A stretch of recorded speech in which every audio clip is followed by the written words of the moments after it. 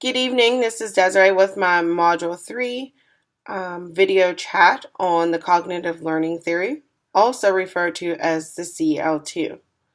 And after reading Chapter 5 in our handbook and also watching the video presentation, I was able to learn that the cognitive learning theory is just explaining how working memory interacts with the long-term memory.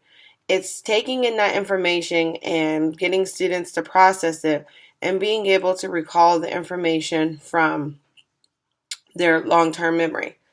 Also, it was maintaining an optimal level of load in the learning context. It's making sure that the learning context is enriched and that students have both an auditory and visual way to process the information. We know that all of our students are not going to be auditory learners, and we also know that some of our students are not going to be visual learners. So it's also trying to give them 9 ways to chunk that information so that way it can go and process into their long-term memory and be able to come from recall. Students are only able to process so much information before forgetting it. So it's important that as teachers that we learn to pace the learning so that students are not being overwhelmed with how much information they are going to receive.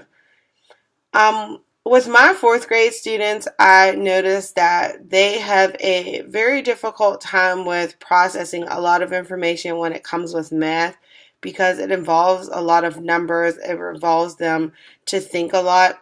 Whereas in reading, they can process the information, but they can kind of give their opinion and information on how it relates to their kind of personal life or personal experience. Um, Also, with science, when we are just kind of reading about different science topics, they have a difficult time processing the information. But if we're doing a lot of the hands on, they are able to process it and they're able to recall it because they can kind of remember actually completing the steps.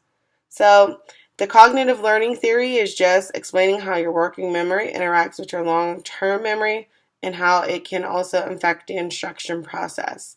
So, I hope you enjoyed my video and have a good evening.